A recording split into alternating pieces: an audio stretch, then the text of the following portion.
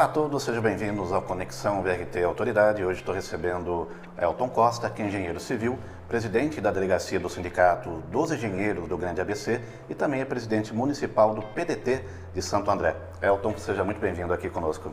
Obrigado, é um prazer imenso estar aqui, poder falar com vocês, poder falar com você e a gente bater esse papo aí, dialogar um pouco sobre engenharia, sobre política. Eu acho que é interessante, por exemplo, a gente começar falando sobre a política de classe. Eu tive no passado uma relação muito forte com o CREA e eu sei que a engenharia no Brasil tem um papel imprescindível, né?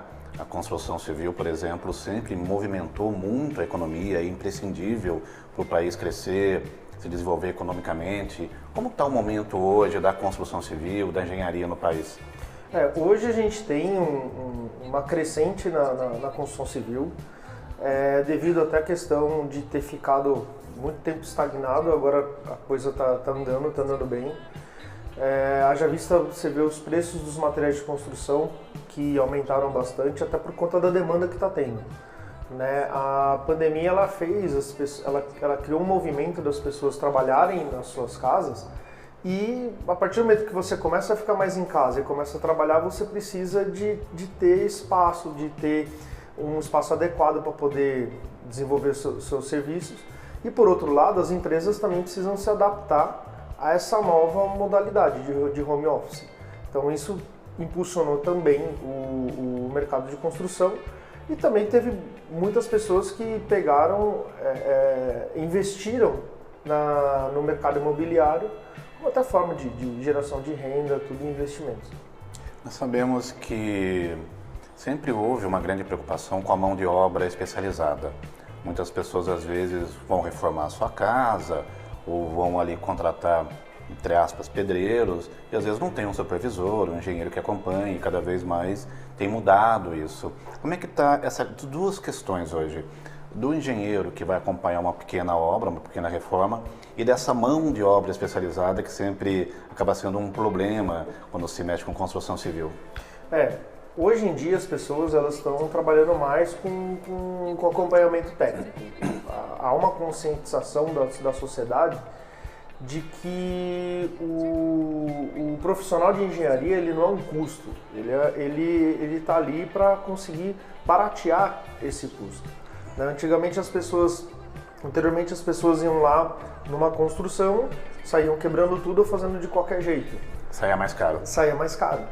Né? E hoje não, hoje com acompanhamento técnico a gente consegue economizar, muitas vezes a obra sai pela metade do valor, né? O próprio profissional ele se paga, então as pessoas elas estão tomando esse tipo de consciência e também a mudança do Código Civil que passou a exigir dos condomínios que toda obra tem um responsável técnico, isso também está trabalhando a favor da mudança da cultura das pessoas e com isso a valorização da engenharia, né, e por consequência da arquitetura também.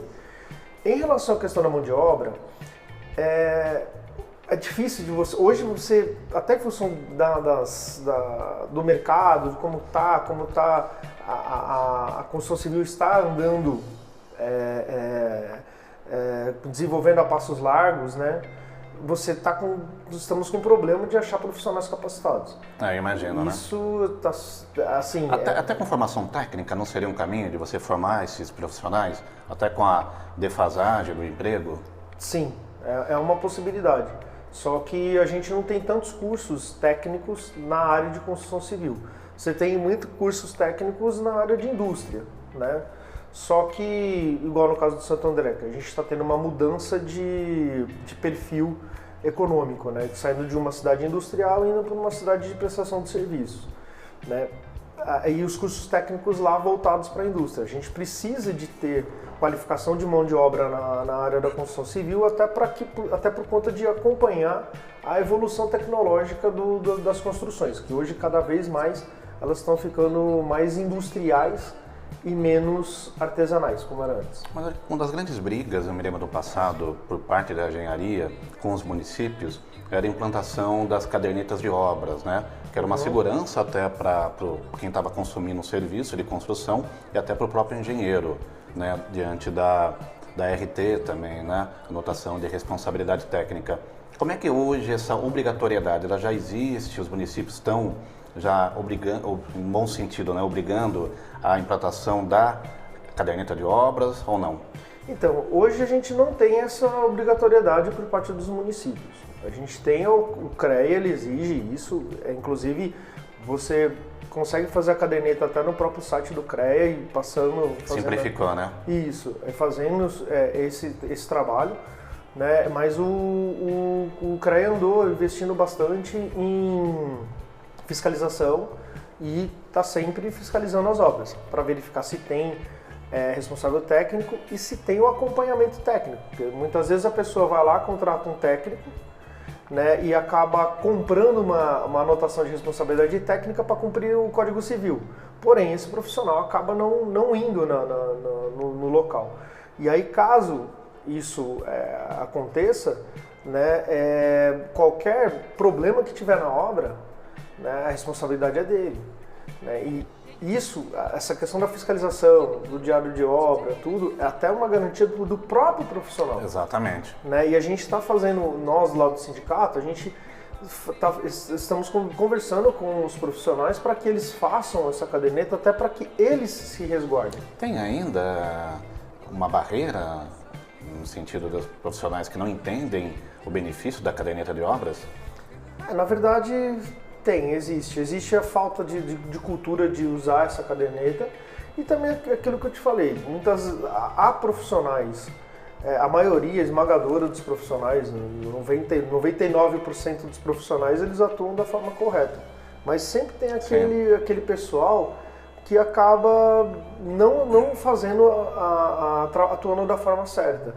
E aí, essa pequena quantidade pode trazer danos para a sociedade, né? Por quê? Porque se você faz uma obra, essa obra, por menor que seja, eu vou, por exemplo, tirar uma parede e aí eu não verifico se ela é estrutural, se ela for estrutural eu não verifico o reforço que é necessário para poder fazer essa retirada, e não tenho acompanhamento do engenheiro, isso pode acarretar um problema sério, né? Porque assim, a gente sempre fala que se o engenheiro falhar,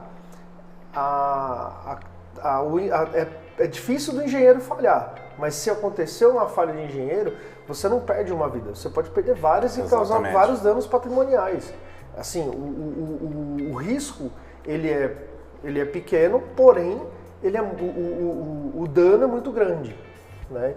Então nós fazemos junto com o CREA, né, uma campanha para quê? Para que os engenheiros eles façam o seu diário de obra, para que as pessoas que contratam os engenheiros, ela exija isso dele, né? Para que a gente tenha segurança e ter a segurança, a durabilidade e consiga fazer o trabalho bem feito e que todo mundo fique bem.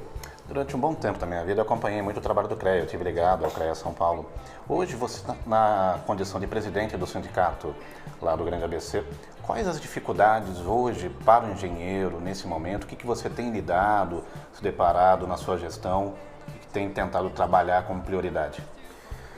Hoje a gente tem a maior dificuldade nossa na parte da engenharia, acho que a principal dificuldade que está tendo hoje, embora a gente tenha um aumento de demanda da construção civil, mas é a inserção dos novos engenheiros, né?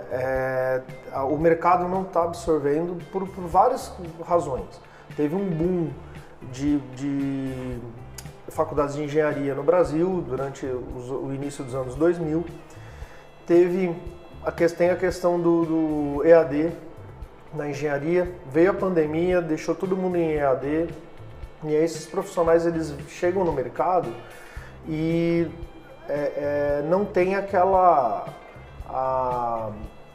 como é que eu posso chegar a dizer? Eles não têm a experiência necessária e o conhecimento... Certo know-how. É o know-how necessário para que o mercado consiga absorver. Então, E muitas vezes também tem uma restrição contra o jovem profissional, né? Exatamente. Isso qualquer mercado de trabalho, né? E aí essas pessoas elas ficam à margem do mercado, sendo que tem geração de empregos, tem empregos, mas porém elas não têm ela não atende às exigências do empregador. Uma questão que é um pouco delicada, mas que a gente tem que abordar, quando se criou o CAU, Conselho de Arquitetura e Urbanismo, houve muitas reclamações no campo da engenharia que os arquitetos teriam tomado um trabalho que seria a competência do engenheiro. Como que é essa ligação hoje, qual é o cenário nesse sentido?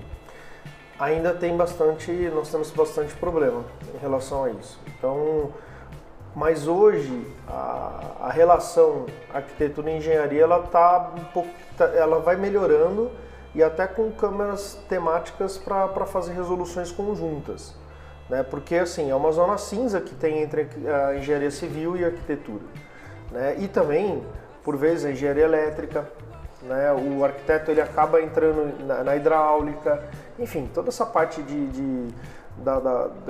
da edificação. O arquiteto também ele tem habilitação para isso. Só que acaba que você tem essa zona cinzenta. Então, por exemplo, se você tem uma empresa que ela presta serviços, uma empresa de engenharia e que ela presta serviços de arquitetura, né, o CAU exige que você também tenha um CAU, porque você tem serviços de arquitetura dentro daquilo que você presta. Seria parte dos projetos. E aí só que o engenheiro também tem habilidade para isso. Entendeu? Então, ainda tem esse tipo de conflito, ainda tem esse tipo de problema.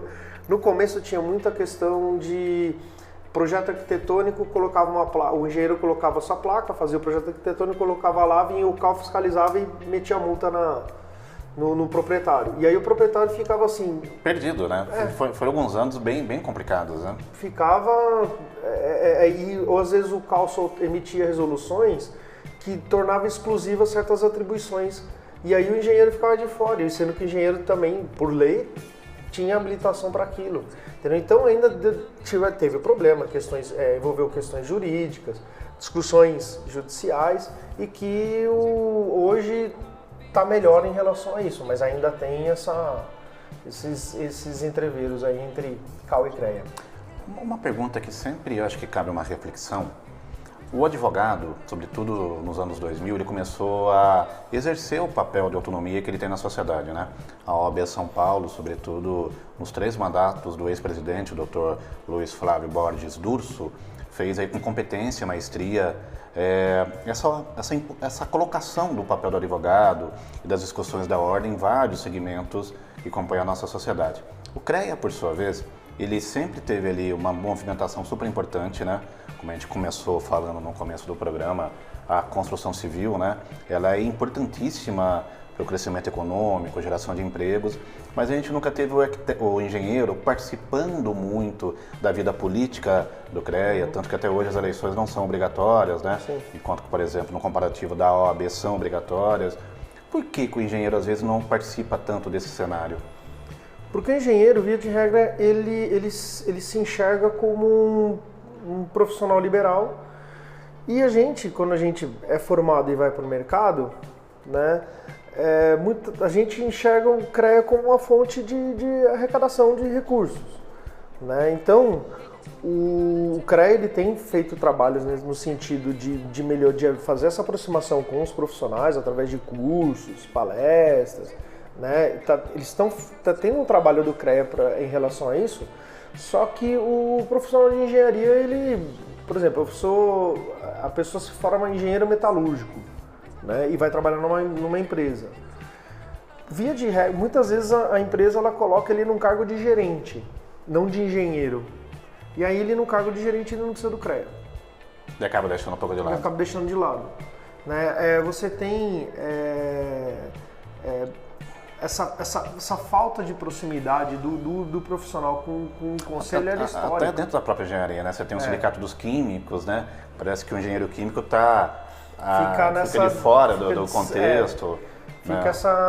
Os agrônomos também. Sim, e a gente tem, por exemplo, na relação sindical, lá no ABC, tem o Sindicato dos Metalúrgicos. Tem vários engenheiros mecânicos de produção, químicos e outros profissionais que trabalham dentro dessas fábricas.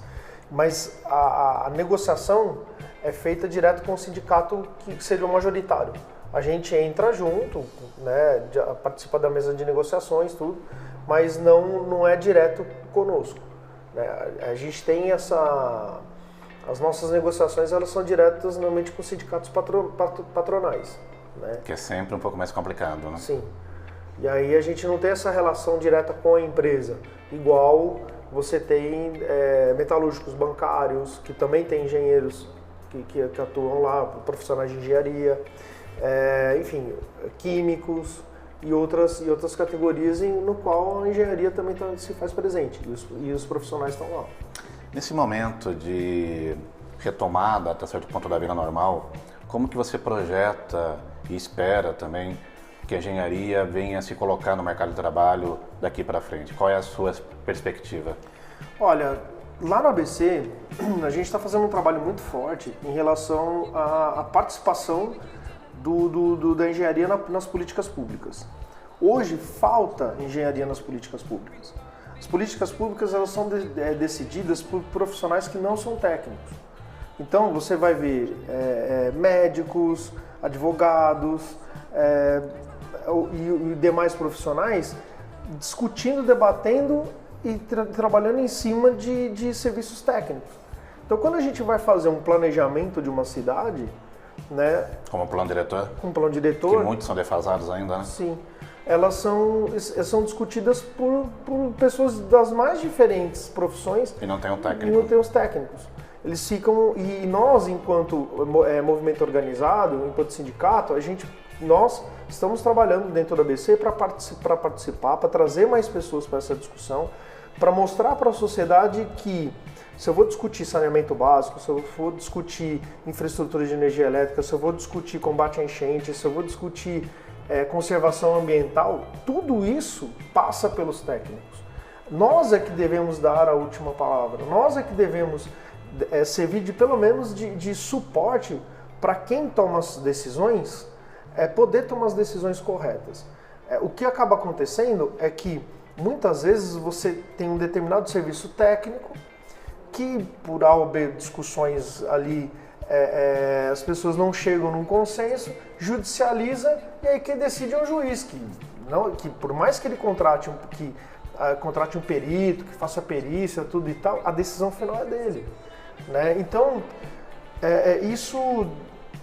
E se os técnicos, e se nós, engenheiros, não participarmos dessas discussões, eles vão acabar tomando as decisões. Isso é uma das brigas do seu mandato? Para conseguir ter esse papel mais representativo? Sim, sim. Inclusive lá em Santo André, o Sindicato dos Engenheiros ele participa do Conselho Municipal de Habitação, do Conselho Municipal de Gestão e Saneamento Ambiental, do Conselho Municipal de Política Urbana. Né?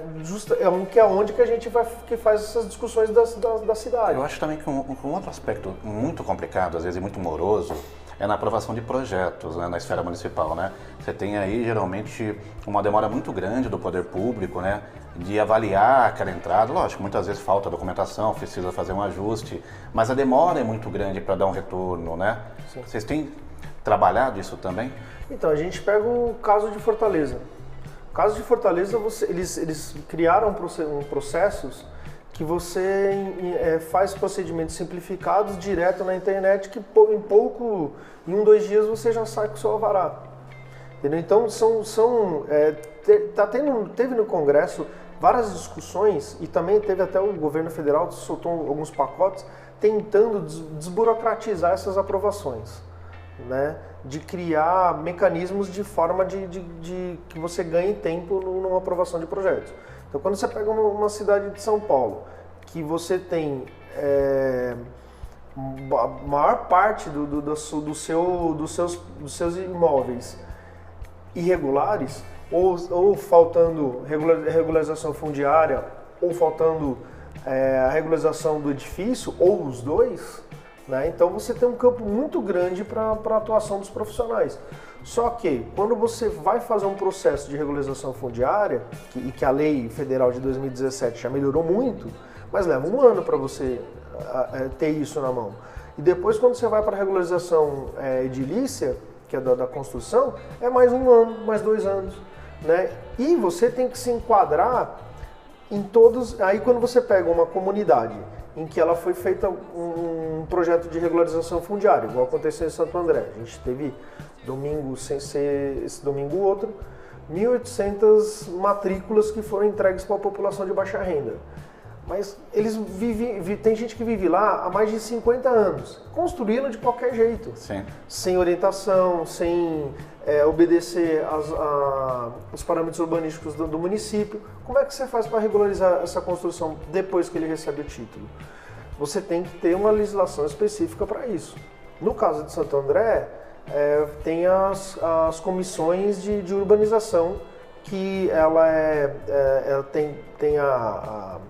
participam o poder público, os técnicos do poder público e a própria população, para deliberar sobre quais parâmetros urbanísticos serão aceitos para a regularização das construções.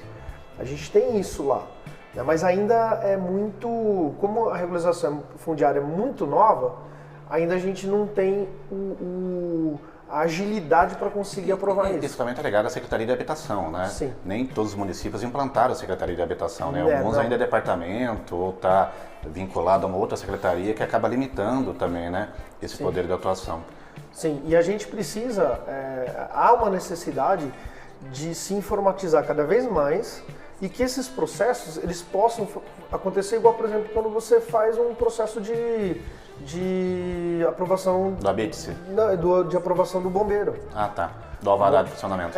O bombeiro você tem o Via Rápida Bombeiros lá, que você faz todo o procedimento eletrônico, né? Então, na hora da vistoria, na hora de emitir o AVCB lá, o bombeiro vai lá no local e inspeciona.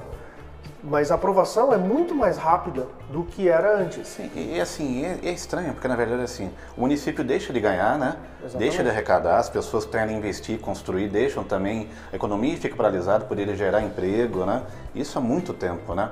Deixa eu aproveitar rapidamente também, aproveitar o seu papel também como presidente do PDT de Santo André.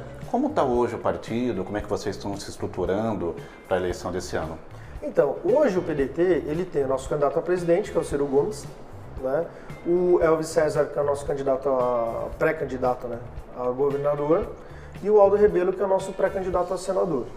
Nós estamos, vai vir com candidaturas próprias, né, nas duas esferas de governo, e nós estamos conversando agora sobre questão de composição de alianças, né? Então, o PDT está nessas conversas que estão sendo aceleradas e todo dia a gente vê notícias novas, né? Que essa questão eleitoral ela está muito dinâmica de uns tempos para cá, mas o PDT está atuando firme para que a gente fortaleça e construa o partido e que a gente venha com candidaturas que são diferenciadas em relação ao que sempre vem. Muito se fala no Brasil de uma terceira via. Você vê o Ciro hoje como a pessoa que pode personificar essa terceira via? Sim, eu concordo. O Ciro Gomes é o mais preparado. Na eleição passada já tinha o melhor plano de governo, né? Hoje ele tem o livro em que coloca tudo o que é... Todas as propostas do PDT, tem o livro do Ciro, que agora não estou lembrando o nome, mas tem o livro dele, até foi uma falha minha, devia ter trazido um livro para vocês. Me comprometo com isso. Claro.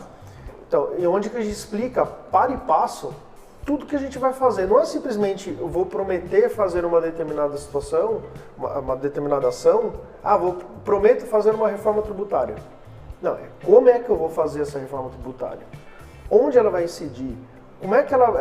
Como ela vai ser executada? O que vai mudar na vida das pessoas? Então, é algo que é explicativo para a população poder entender exatamente aquilo que a gente quer. E não simplesmente fazer igual aconteceu na eleição passada, em que a gente tem um presidente da República que foi eleito com uma apresentação de PowerPoint. Né? Que essa era o plano de governo deles. Você acredita nessas pesquisas? É um grande questionamento, né? As pesquisas que se apresentam, de opinião de voto, você acredita nelas? Olha, as pesquisas, eu acredito nas pesquisas sim, só que as pesquisas elas mudam. Até porque hoje, você, desde quando o Bolsonaro ganhou, só se fala Bolsonaro-Lula, Bolsonaro-Lula, Bolsonaro-Lula. É quem está na mídia, quem está sendo falado. Então, as pessoas, a partir do momento em que o cenário já estiver mais definido, estiver mais organizado, aí as pessoas vão começar a prestar atenção nos candidatos e o que vem, não só o recall eleitoral. Por quê? Porque todo mundo, quando alguém fala do Bolsonaro, automaticamente comparam ele ao Lula. E o que fez, comparam as duas gestões. E quando fala do Lula, também está a comparação ao Bolsonaro.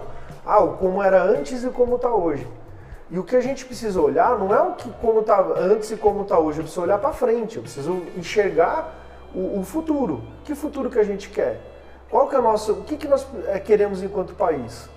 Então não é só pegar, olhar, olha, fez isso, mas tinha uma conjuntura favorável, tinha uma situação que era diferente da realidade que a gente tem hoje, que a gente faz desde 2015 que a gente vem numa estagnação econômica, com 15 milhões de desempregados, né, e que uma boa parte da população, ela tem outras preocupações que são muito mais emergenciais do que isso. Eu preciso pagar minhas contas, eu preciso pagar a minha conta de luz, eu preciso colocar combustível no meu carro, que é cada vez mais caro, eu preciso manter meu emprego, quem é empresário, eu preciso manter meu negócio aberto, né? Então, apareceram tantas outras discussões que são muito mais emergenciais do que a discussão da eleição. Então, houve o caminho, a discussão para o caminho mais rápido, que ou é um ou é outro. E a gente vai fazer 4 anos que a gente está nessa briga. Como se tivessem apenas os dois. Como se tivessem os dois. Rapidamente, a gente está chegando no final do programa, mas uma última pergunta. Temos um cenário cultural diferente esse ano. Normalmente, ano de eleição presidencial, nós temos a Copa do Mundo. Sim. E a Copa do Mundo não acontece mais antes das eleições do meio do ano, acontece no final do ano. Você vê isso como algo que pode ser diferencial? As pessoas vão estar mais concentradas na política? Sim. Isso eu enxergo com bons olhos. Porque você não vai ter essa distração da população. A população não vai ficar com Copa do Mundo na cabeça. Quando você vai nas ruas, conversa com as pessoas, na verdade o pessoal não está nem aí para a Copa do Mundo esse ano. Né? Essa é a realidade. Até porque a seleção brasileira, os jogadores que vêm são de fora. Mas quando começa, você sabe que muda, né? Quando começa, muda. Mas aí, como é em dezembro, né? Então já vai ter passado o primeiro turno, o segundo turno das eleições. Agora, eu enxergo que a partir de junho, né, junho, julho, é que é a hora que nós vamos falar muito sobre as eleições. E aí nós vamos ter os embates e a gente vai conseguir discutir os nossos projetos com os demais candidatos, através dos debates, e nós vamos poder levar todo o nosso diferencial, que é a questão da erradicação da miséria, da geração de emprego, geração de renda para a população, porque no fim das contas é isso que faz a economia, o país crescer, é isso que diminui esse abismo social que a gente tem, e é isso o que importa é você assumir o governo e melhorar a vida das pessoas. Perfeito. Eu quero agradecer muito a participação do Elton Costa, que é presidente do Sindicato dos Engenheiros do Grande ABC e também presidente municipal do PDT de Santo André. Elton, obrigado pela sua participação. Muito obrigado a todos que estão assistindo e estou à disposição sempre que vocês precisarem. Conexão VRT se despede do programa de hoje e convido vocês a estarem conosco no nosso próximo encontro. Até lá!